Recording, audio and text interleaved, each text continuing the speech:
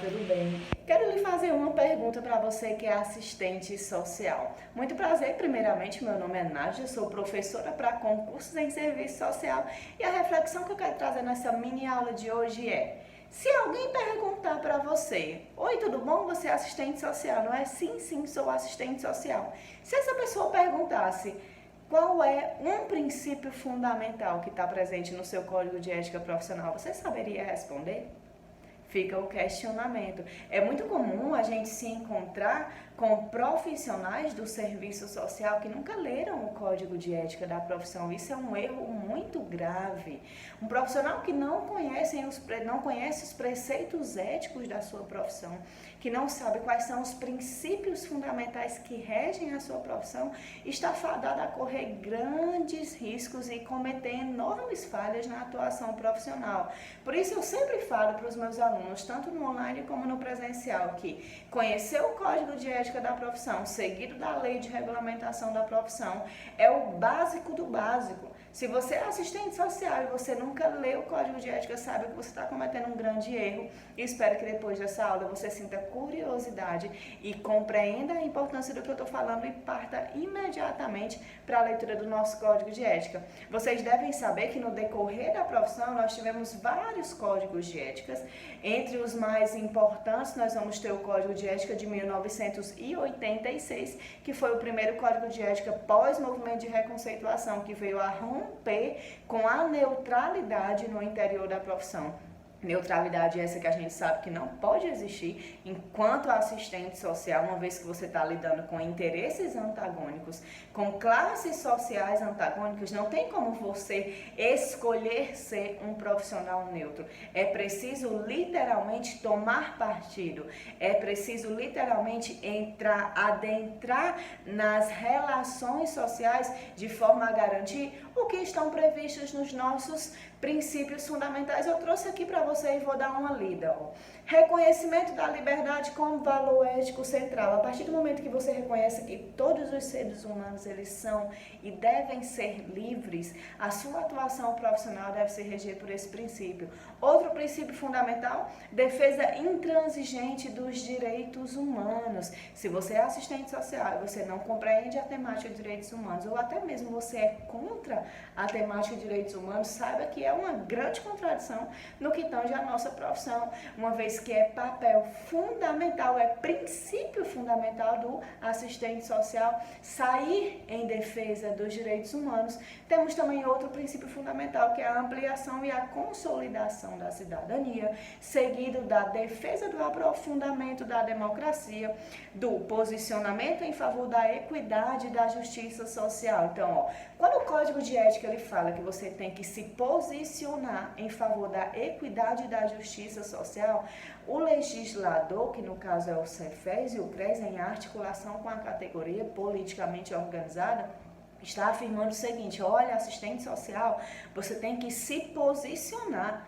em favor da justiça e da equidade social. Com isso, você já rompe lá o que o Código de Ética de 1986 veio a romper, o quê? O preceito da neutralidade. Então, saiba que o assistente social, ele não é um profissional neutro. Ele tem que exercer a defesa dos direitos da classe trabalhadora em favor da justiça e da equidade social. Continuando, a gente tem um empenho na eliminação de todas as formas de preconceito, a garantia do pluralismo. O que significa a garantia do pluralismo, professora? Significa dizer que reconhecemos a importância e a contribuição de outras teorias que não seja apenas a teoria crítico-dialética, a teoria de cunho marxista. A gente reconhece a importância e a contribuição de outras teorias. O que a gente não reconhece é o ecletismo, é a presença sem contributo de várias teorias.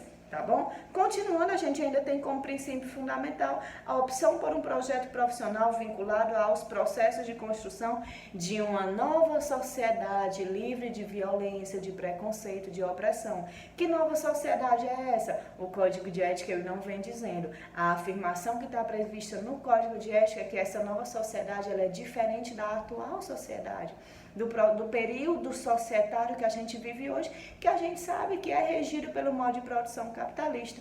qual modo de produção capitalista esse que o assistente social deve se posicionar contra a forma, as consequências que o modo de produção capitalista causa na realidade social como um todo, sobretudo na classe trabalhadora, reconhecendo a relação contraditória entre proletariado e burguesia. Então, percebem definitivamente como o assistente social ele não pode ser neutro. O assistente social que é neutro é porque ele ainda não se apropriou do que é realmente ser assistente social. Continuando, a gente tem a articulação com os movimentos de outras categorias, desde que respeitem os preceitos e os princípios deste código. Temos o compromisso com a qualidade dos serviços prestados, o que puxa necessariamente a constante qualificação e aprimoramento profissional. Então, significa dizer para você que estar seguindo um Instagram como o meu, buscar assistir vídeos que costumeiramente são postados, junto com diversos outros maravilhosos professores que a gente tem no serviço social, isso significa compromisso com a sua constante qualificação profissional, o aprimoramento profissional. Depois que você se forma, muita coisa ainda vem para ser aprendida. Então, o assistente social é um profissional que está sempre estudando, sempre se reciclando, sempre reatualizando o conteúdo outrora aprendido. Por último, a gente tem o exercício do serviço social sem ser discriminado nem discriminar. Esses são os 11 princípios fundamentais do nosso Código de Ética, que são apenas as introduções, é aquilo que está abrindo as primeiras páginas do nosso Código de Ética.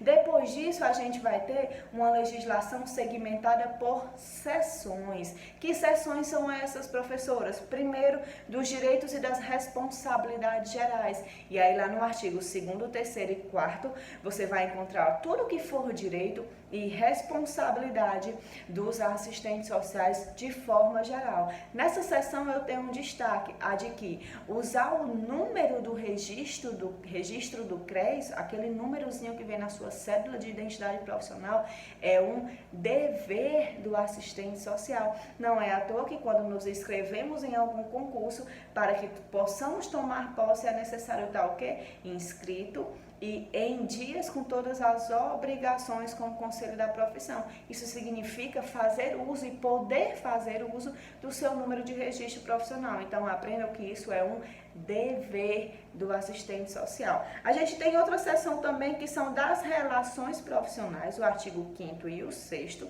dos deveres e das vedações, e temos também as relações com os usuários. Essa segunda seção, ela traz o que é que a gente pode fazer, o que é que a gente deve fazer em relação aos usuários. Continuando, a gente tem das relações com as instituições empregadoras, o artigo 7º, 8º e 9º, os deveres, os direitos e as vedações da minha relação enquanto assistente social com a instituição empregadora. Continuando, eu tenho outra seção que são das relações com outros profissionais, o artigo 10º e o artigo 11º. E por fim, eu tenho a relação com as entidades da categoria e demais organizações da sociedade civil.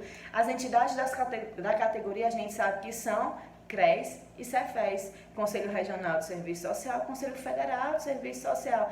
Nesse mesmo Código de Ética, a gente tem a afirmação de que o CEFES, ele funciona como Tribunal Superior de Ética, isso cai muito em prova. Assim como o CRES, ele funciona como órgão julgador de primeira instância. Se vocês tiverem observado, eu não sei decorar do Código de Ética. E não é pretensão minha decorar. O que eu precisava saber sobre código de ética era compreendê-lo, era entendê-lo e, sobretudo, internalizá-lo. Porque quando eu estava como assistente social lá na ponta, no CAPS, no CREAS, em todos os lugares que eu trabalhei, cotidianamente o meu código de ética ele era colocado em xeque. Ele era colocado à tona e eu dizia, opa, eu posso ou eu não posso? Qual é a postura que eu devo tomar diante dessa situação de acordo com o meu código de ética? Então eu encerro esse vídeo por aqui hoje, conversando esse pouquinho de forma muito introdutória com vocês sobre o nosso código de ética. para que você fique com um gostinho, para que você tenha a vontade de buscar ler na íntegra esse documento tão importante e que rege a nossa atuação profissional, tá bom? Eu sou a professora Nádia Arruda, a minha meta é descomplicar o serviço social. Espero que esse vídeo tenha sido muito valorado para você e se você gostou, compartilha com um amigo ou com uma amiga assistente social que você vai estar ajudando a divulgar o conhecimento por aí, ajudando a me valorizar enquanto profissional e você ainda vai estar fortalecendo a nossa categoria, tá bom? Um super beijo e até a próxima!